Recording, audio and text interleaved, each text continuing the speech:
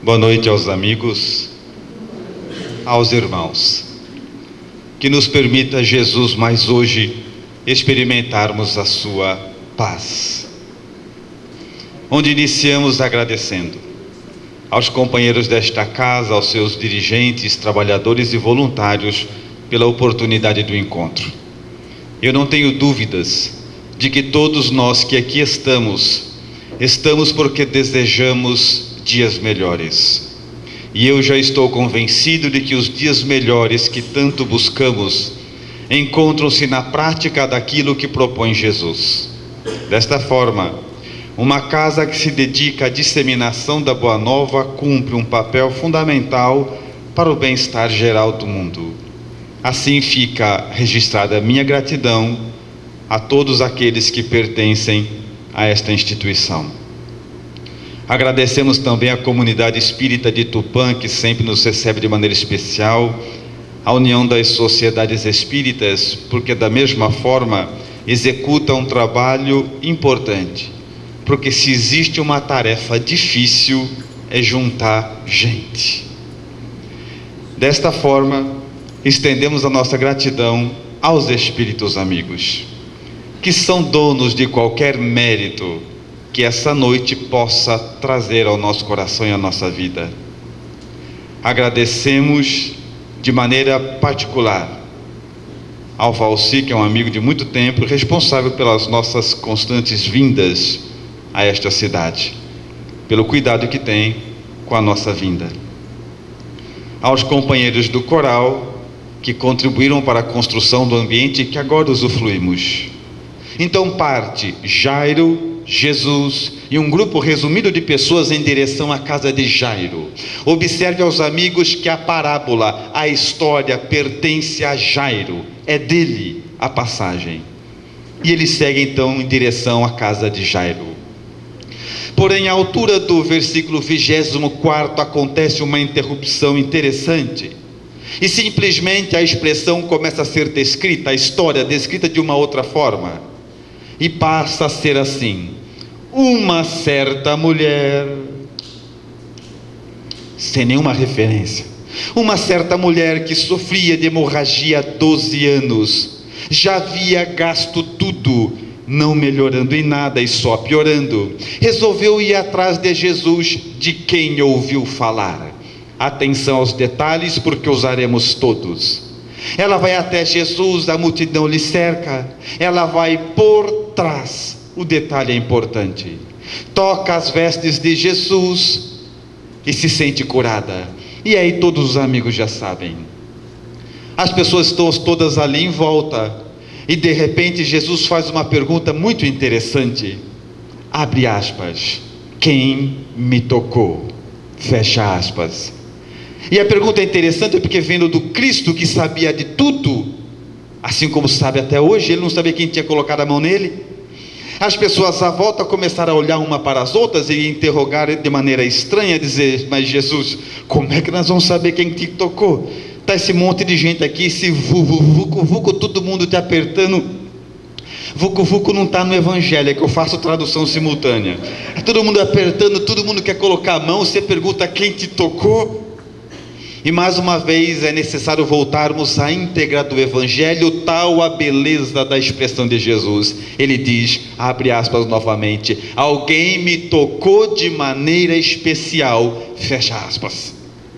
O que nos ensina de que é possível tocar a Jesus, mas é possível tocá-lo de maneira especial. Alguém me tocou de maneira especial. E o Evangelho descreve que ele sentiu que dele partia a virtude. A mulher se joga de joelhos, porque achava que seria repreendida. As mulheres não tinham valor nenhum naquela época. Luta essa que empreendem até hoje. Ela se coloca de joelhos e Jesus lhe diz, levanta-te, minha filha, estás curada. Porém havia na história dessa mulher um grau de similitude muito estreito com a nossa vida, porque percebemos que ela tinha um problema, mas tinha um objetivo. e não descansou até encontrar o seu objetivo, que era ser curado e encontrar a Jesus. E a pergunta é: por que nós não temos o mesmo intento, a mesma força, a mesma disposição? Quantas vezes nós decidimos algo importante para a nossa vida e abandonamos sem problema nenhum? Ou trocamos questões maiores por outras de menor valor? Renunciamos a questões que farão diferença na nossa vida por outras absolutamente sem valor. O que aquela mulher tinha que nós não temos? Para auxiliar essa expressão, ou a construção dela em nós, de que nada resiste ao trabalho, nós vamos analisar algumas questões que aquela mulher enfrentou e não desistiu, e que nós, quando enfrentamos, desistimos. A primeira questão é o seguinte: aquela mulher estava fraca, doente, debilitada, ela estava perdendo sangue há 12 anos. Alguém já perdeu sangue por 12 meses? Queria saber do que nós estamos falando. Ela estava 12 anos perdendo sangue, ela estava enfraquecida, abatida, mas não desistiu do seu objetivo. Vou ser curada, pronto, acabou. Era uma decisão, era algo que motivava a sua vida, mesmo estando profundamente abatida. Agora, criando um paralelo com a nossa vida, quantas vezes nós abandonamos coisas maiores? Sabe por quê? Não estou bem hoje. Já viu isso ou não? Você tem algo importante que faz diferença na tua vida, mas hoje eu não vou fazer, sabe por quê? A não ser, está me dando um negócio. Já viu isso ou não? O que ela tinha que a gente não tem? Por que ela não desistia e nós desistimos frequentemente daquilo que é importante? Porque no final da minha e da sua vida, sabe o que a gente vai ver? Se fizer uma análise de tudo que não deu certo, vamos perceber que falência de verdade é muito pouco. A maioria das vezes nós desistimos. Quer uma prova? Quem começou a aprender inglês desistiu. Natação, desistiu. Um esporte qualquer, desistiu. Estudar no centro, desistiu. Fazer palestra, desistiu. A gente vai desistindo do que acha que é importante. Mas aquela mulher não. Ela não. Traduzindo de maneira prática, é mais ou menos assim, espírita. Vamos supor que você está levando a sua vida, de repente é uma vida ociosa. O máximo que você faz é vir no centro, mas não cuida do corpo, não faz nada. Aí um dia, ou porque o médico avisa, ou por causa de bom senso, tanto faz, mas você vai no médico e ele fala assim: ó, você tem uma vida ociosa, você come, bebe, não faz mais nada, se você continua assim, você vai morrer. Você tem que fazer uma academia, você tem que caminhar, andar de bicicleta, sei lá, você tem que fazer alguma coisa, que ficar assim você vai morrer. E aí, como espírita, não tem medo da morte, mas também não tem pressa, você resolve fazer alguma coisa. Aí você decide que vai mudar a sua vida. Que dia que você vai fazer isso? Segunda-feira, Dia Internacional de Mudança de Vida. Só que isso é quarta, então vamos esperar, né? Aí passa a quarta, a quinta, você faz a parte mais fácil. Você já decidiu que você vai fazer caminhada, andar de bicicleta, sei lá o que você vai fazer. Então você faz a parte mais agradável, né? Que é arrumar o modelito, a roupa. Então você compra já uma camisa que combina com a calça, que combina com o short, que combina com a meia, que combina com o tênis, estende na sua cama, deixa tudo arrumado, porque segunda-feira você vai mudar a sua vida. Porque quando o espírita fala que vai fazer, ele faz. É ou não é? Gente, que vergonha agora que vocês deram. Ó, para mim não ter que mudar o exemplo, mintam, tá bom? Quando o espírita fala que vai fazer, ele faz, é ou não é? Então segunda-feira a tua vida vai mudar, tá decidido. Aí vem sábado, vem domingo, e a sua mente tá pronta. Segunda-feira a minha vida vai mudar, essa vida ociosa vai acabar, eu vou cuidar da máquina, porque é de minha responsabilidade. Segunda-feira amanhece, você vai trabalhar de manhã, e está decidido. Você vem almoçar, visualiza a sua cama, aquele modelito esticado ali, e diz: é hoje. Hoje minha vida muda. Volta a trabalhar, 5 da tarde, 5:30, 6, você sai determinado do seu trabalho, não vai nem tomar banho, não vai chegar, se trocar e sair, porque espírito é assim, quando fala, faz.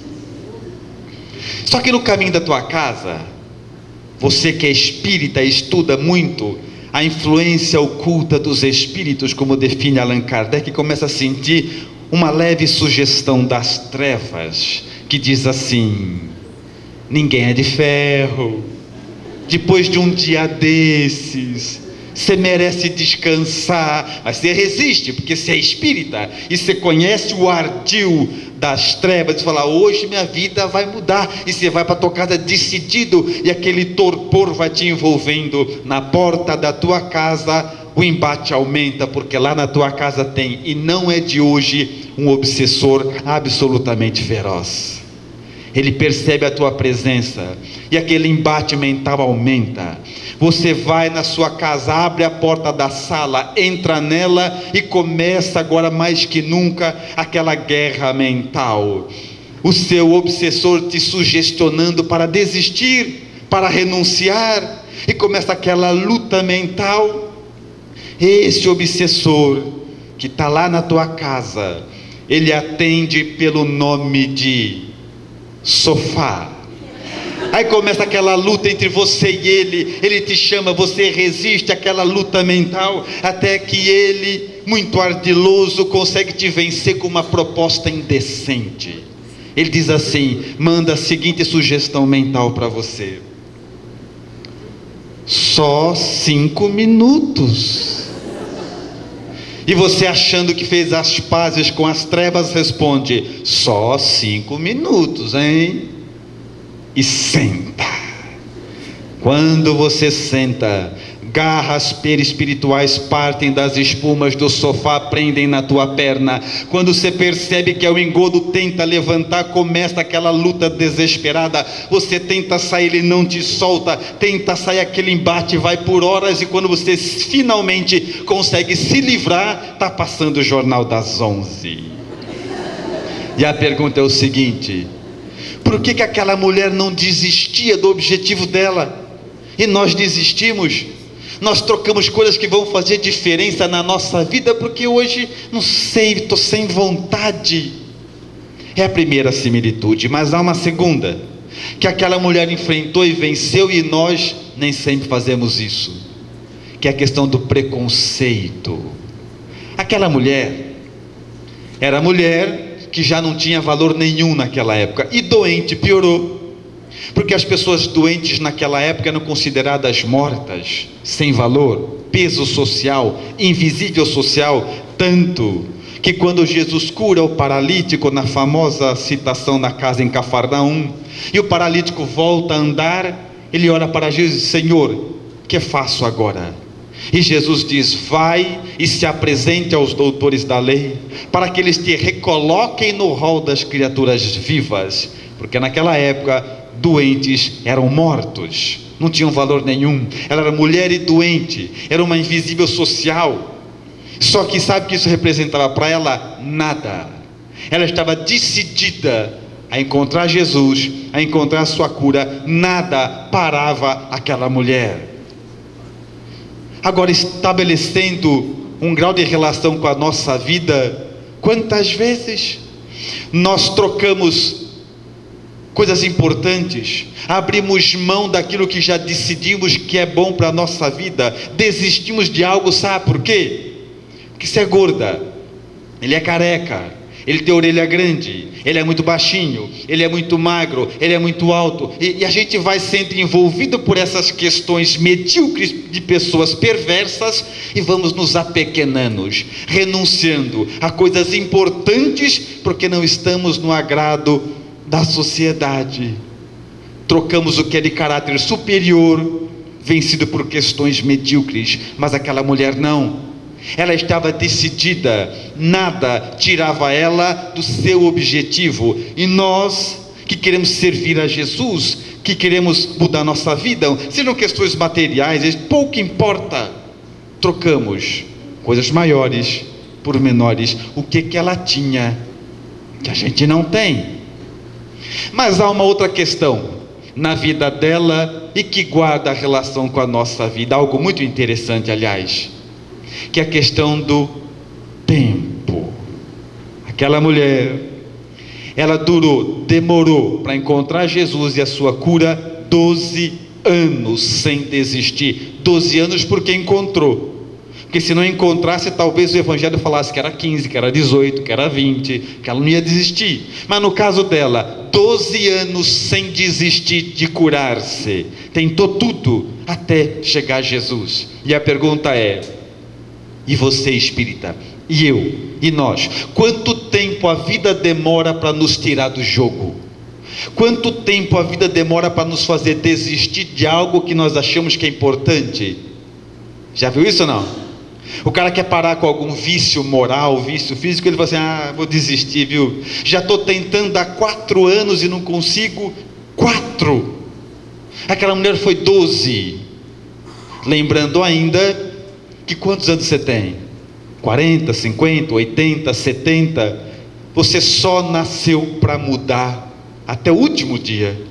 Se fosse para ficar igual, podia ficar lá. Igual, pode ficar lá. Quem veio para cá é para tentar mudar do primeiro ao último. Foi só para mudar que você veio. Aí o indivíduo fala: eu ia parar de beber, mas já faz 7 anos que eu tento, não consigo, viu? Para desistir? Só 7. Todas as vezes que nós estamos parando com vício de comportamento hoje aqui, pode ser que estejamos cultivando ele por centenas de anos. Por isso é sempre difícil. Mas nada parava aquela mulher. 12 anos. E a pergunta para nós hoje é: quanto tempo a vida demora para te tirar do jogo? Para você desistir daquilo que você queria tanto. Mas vai passando o tempo, você vai renunciando e abandonando aquilo que era importante. Mas há ainda uma outra situação que aquela mulher enfrentou, e que da mesma forma guarda relação com a nossa vida, embora aqui eu acho que hoje não, podia até pular, que não vai servir para ninguém, mas para não falar que eu adulterei o Evangelho, então eu vou falar, porque está lá. Mais um obstáculo que aquela mulher enfrentou, sabe o que é? Falta de dinheiro. Ela estava dura. Está no Evangelho. Uma mulher que sofria de hemorragia há 12 anos, abre aspas, já havia gasto tudo, não restando mais nada. Está sem dinheiro. E ficar sem dinheiro em mundo material é muito chato. Se um dia vocês ficarem, vocês vão ver. É muito chato, porque sem dinheiro você come mal, dorme mal, anda, é tudo mal. Doente, invisível social, e agora sem dinheiro. Porque é um problema muito grande, e tudo se dilata, porque assim como os preconceitos, não ter dinheiro também nos coloca na condição de ser invisível social. Já viu isso ou não? Mesmo nos corações mais bem intencionados, a gente fica condoído e quer ajudar as crianças da África que passam fome e não percebe que teu vizinho do muro não tem o que comer. Invisível social. E a gente experimenta isso até no meio espírita. Tem lugares que eu vou fazer palestra, ela vai comigo sempre, as pessoas fazem uma roda à minha volta, ninguém nem olha na cara dela. Já viu isso não? Interessante, né? Da mesma forma, às vezes ela vai fazer alguma apresentação e eu vou junto. Como a apresentação é dela, fica todo mundo em volta dela e ninguém nem vê que eu estou ali, nem olha para a minha cara. É verdade que não tem muita coisa para ver, mas se prestar atenção, consegue ver. E sabe o que a gente aprende com isso, espírita? Que a gente não gosta das pessoas, a gente gosta das personalidades. A gente gosta de quem está em evidência, de quem aparece, de quem se destaca. As pessoas simples não têm valor para a gente. Hoje, você imagina aquela mulher sem dinheiro, sem saúde, sem ninguém, mas ela não desistia. Eu vou encontrar Jesus, vou ser curada, pronto, e acabou. O que ela tinha que a gente não tem? Mas para resumir, porque seria assunto para um seminário, para resumir tudo aquilo que está na sua vida, mas não está na dela, ou está na dela, não dá na sua, ou as minhas limitações não me permitiram enxergar. O último obstáculo dela resume tudo isso, porque quando ela finalmente chega, está lá na frente, ela e Jesus, o Evangelho descreve que agora que ela conseguiu tudo, já está lá na frente de Jesus, há entre ela e ele uma multidão, representando tudo aquilo que nós enfrentamos, e ela também, uma multidão, mas ela não desistia de Jesus. A pergunta é: o que aquela mulher tinha que a gente não tem? Aí, para depositar racionalidade ao Evangelho somente com Allan Kardec. Allan Kardec, nas obras básicas que sustentam a codificação espírita, nos ensinam sobre as propriedades naturais do espírito. O termo natural significa todo mundo tem, é natural da alma humana. E as propriedades naturais são inteligência, vontade e pensamento. Se você deseja transformar a sua vida, mudar a sua vida da situação em que se encontra para uma outra desejada, você dispõe de 3 recursos: inteligência, vontade e pensamento. Só isso. O resto é detalhe. É só isso que verdadeiramente é seu. E aquela mulher sabia disso. De alguma forma ela sabia, porque é só o que ela tinha e foi só o que ela usou. O primeiro atributo natural do espírito, segundo Allan Kardec, é a inteligência. E a inteligência é um atributo muito interessante, porque a inteligência é justamente o que nos ensina a fazer escolhas para atingir os objetivos que nós desejamos. E aquela mulher fez isso. Ela usou da inteligência, até porque ela tinha um plano, percebeu ou não? Ela sabia onde Jesus ia passar, sabia onde parava o barco dele, sabia o caminho, sabia que pela frente ela não conseguiria tocá-lo. Era uma mulher frágil e doente. O Evangelho descreve, ela foi por trás. A multidão passa, ela vai no vácuo. Ela pensou, ela estava decidida a mudar a própria vida e não desistiu. Aí você deve estar pensando assim: ah, Rosa, legal, só que eu também decidi muita coisa que eu ia fazer na vida, mas depois eu decidi, mas não fiz. E a pergunta é: por que o que aquela mulher decidiu, ela cumpriu até o final, e muitas vezes o que nós decidimos a gente não cumpre? E entre as questões todas que justificam isso, que nós tratamos na obra, mas aqui vou falar somente a principal, é que nós tomamos decisões mergulhados por emoções, e aí quando você sai daquela emoção, a decisão que você tomou não serve mais. Vou dar um exemplo. Estou chegando aqui na casa espírita de Tupã, aí lá na porta, encontro o Valci, e o Valci me trata mal. Ele é agressivo, ele é grosso, ele grita, ele me ofende, sei lá o que. E quando ele me trata mal, eu sou envolvido por uma emoção negativa, sim ou não? E essa emoção negativa me faz tomar uma decisão: nunca mais volto aqui. É uma decisão tomada por uma emoção. Última vez.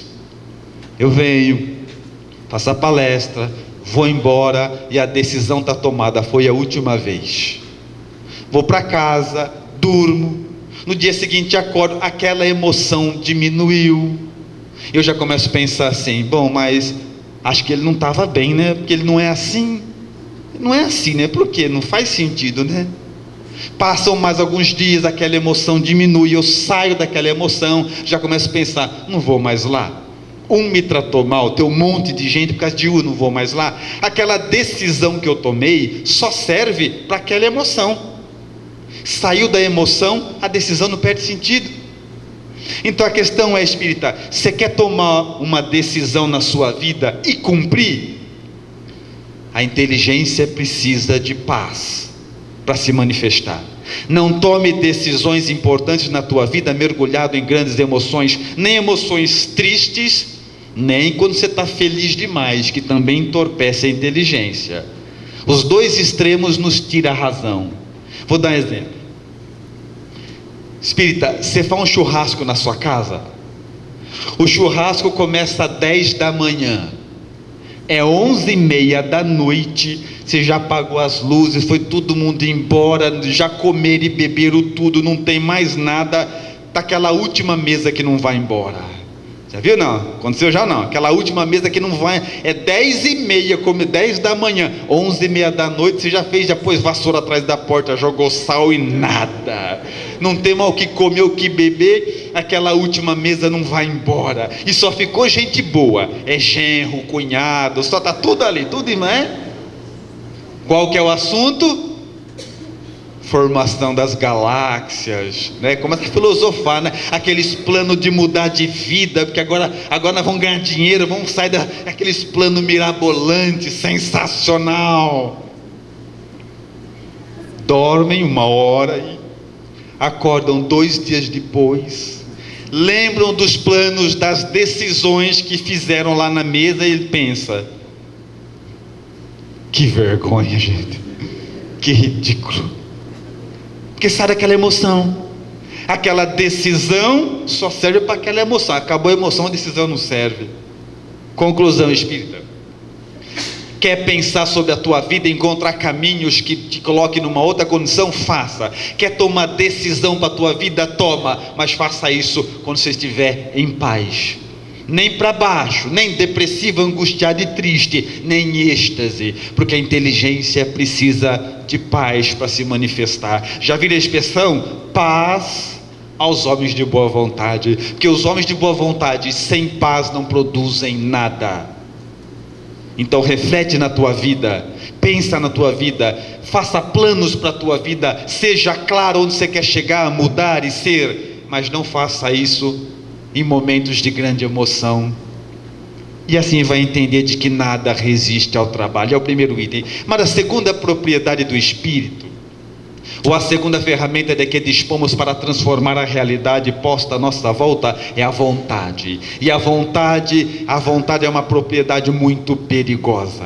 Espírita, cuidado com aquilo que você tem vontade, porque querendo ou não, você vai se aproximar daquilo. Porque muitas vezes a gente tem um discurso, um diálogo lindo de paz, fraternidade, amor, e desejo o contrário, e é aquilo que você vai ser, o que deseja. Por isso o Evangelho diz: ame ao Senhor teu Deus de todo seu amor, todo teu espírito, toda tua força. Porque quando você admirar Jesus com toda a força, começa a ficar igual. Então aquilo que você tem vontade é para aquilo que você vai ser atraído. E aquela mulher sabia disso, ela estava decidida a encontrar Jesus e ninguém tirava isso dela.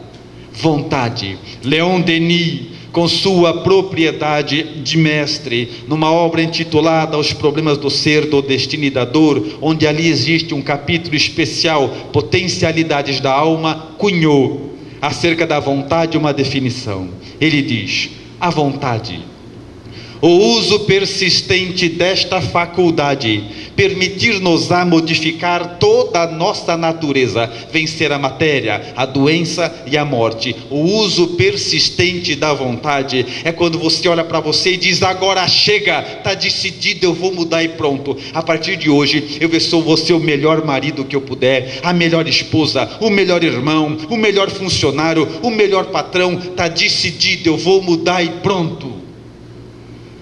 Uso persistente da vontade. E quando você faz isso, espírita, no mundo dos espíritos há um tumulto, que os espíritos começam a brigar entre eles para ver quem é que vai te ajudar, porque são esses que eles gostam de ajudar, aqueles que estão decididos a mudar e pronto, que colocaram isso como uma realidade na própria alma. E aquela mulher sabia disso, ela estava decidida a mudar.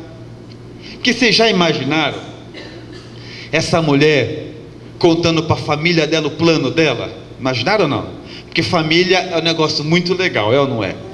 Família é um grupo de pessoas que quando você conta os seus planos, eles te estimulam a ir para frente, te dão força para continuar. É muito legal, é muito legal. Então você imagina a cena, ela com 12 anos de hemorragia, junta a família e fala assim: pessoal, tive uma ideia. Tem um tal de Jesus de quem eu ouvi falar, eu vou atravessar o deserto a pé, ficar parada num canto. Quando ele estiver passando, eu vou por trás, pego na roupa dele, que aí eu vou ficar curada. O que eles falaram para ela? Tá louca? Você bebeu, se solta te fazendo mal, o deserto aqui tá... E sabe o que ela falou para eles? Mas eu vou. Uso persistente da vontade. Ela decidiu dentro, e quando está decidido dentro, ninguém mexe mais. Só cuidado, espírito, cuidado, porque a vontade é um atributo perigoso, tão perigoso que ele consegue fazer a inteligência ficar quieta. Vou dar um exemplo. Espírita, você foi fazer uma coisa qualquer na sua vida e a inteligência avisou que não devia, mas a vontade queria. Você fez ou não fez? Fez. Aí tem que escutar todo mundo, inclusive você falar: não te avisei? Te avisei, você não me escuta, tá vendo? Te avisei. Então cuidado com aquilo que você tem vontade, porque querendo ou não, é disso que você vai se aproximar. E aquela mulher sabia, ela sabia disso, então ela tinha noção clara de que nada podia desviar ela do seu objetivo, do seu foco, do seu intento. Uso persistente da vontade, atributo do espírito. Aquela mulher sabia muito bem o que ela queria. E o terceiro atributo do espírito: inteligência, vontade, pensamento. O pensamento funciona como se fosse uma espécie de antena que nos liga ao bem ou ao mal. É escolha íntima, independente da situação aqui, porque existem pessoas passando por provas duríssimas, expiações amargas, com pensamento no bem, e passam com dignidade. E pessoas que não têm problema nenhum e o pensamento está no mal e sofre por qualquer coisa. Já viu isso ou não? Você está andando pelas ruas de Tupã, aí você encontra alguém com uma cara bem feia, porque a gente é assim, quando não está bem faz questão que todo mundo saiba, né? Aí você encontra ele com a cara bem feia, você fala assim: o que você tem? Você não está bem? Não estou bem. Mas o que você tem? Nem sei. Quando o pensamento está no mal, a gente sofre sem razão nenhuma. Então o pensamento é a antena do espírito. É por essa razão que equivocadamente alguns companheiros espíritas nossos dizem assim: olha, é bom estar dentro do centro, porque dentro do centro tem uma proteção, então os espíritos maus não entram aqui, vírgula, porque teu pensamento é soberano. E se estiver no centro espírita com o pensamento no mal, está sendo alimentado pelo mal, porque você é livre. Então onde você deposita o teu pensamento, é disso que você está sendo alimentado, não é onde você está fisicamente. E aquela mulher sabia disso. Ela não tinha nada, então só sobrou o quê? Cuidar das suas propriedades, do pensamento elevado. É por essa razão, pensamento elevado, que nos nutre aqui embaixo, que nós encontramos pessoas que passam por uma doença terminal de maneira reta, exemplar, e pessoas que atormentam a família inteira por cada uma encravada.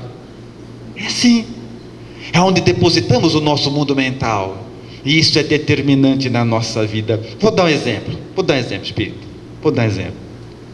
Se tem uma doença qualquer, por exemplo, câncer.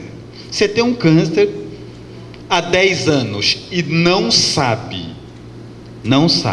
Você tem câncer faz 10 anos e não sabe, mas aí, por uma razão qualquer, você vai no médico, ele descobre e te conta. Em uma semana você definha. Se não soubesse, vivia mais 10, mais 15, mas agora que você sabe, o teu pensamento dá o veredito: vai morrer, e começa a morrer já. É mundo mental. Se não soubesse, vivia normal, mais um tempo. Então tudo é mundo mental, é onde nós depositamos, é daquilo que nos alimentamos. Isso é sensacional. Quer ver? Vou dar outro exemplo. Você chega na sua casa espírita e obedece um ritual todo dia. Você põe a mão no bolso, tira a chave do carro, põe na escrivaninha, aquela escrivaninha lá de sempre, tá lá na tua casa, aquela mesma, mesmo lugar, põe a chave ali, olha para trás. 30 segundos depois você volta, cadê a chave? Você pegou? Você pegou a chave? Você pegou? Quem pegou? Ninguém. Aí a gente começa a procurar a chave. E espírita procura as coisas que perde em 3 fases, percebeu ou não? A primeira fase de procurar a gente chama de obsessão simples. Aí ele pergunta: você pegou? Está com você? Olha atrás. daquela procurada civilizada. Aí passa para a segunda fase, que a gente chama de fascinação.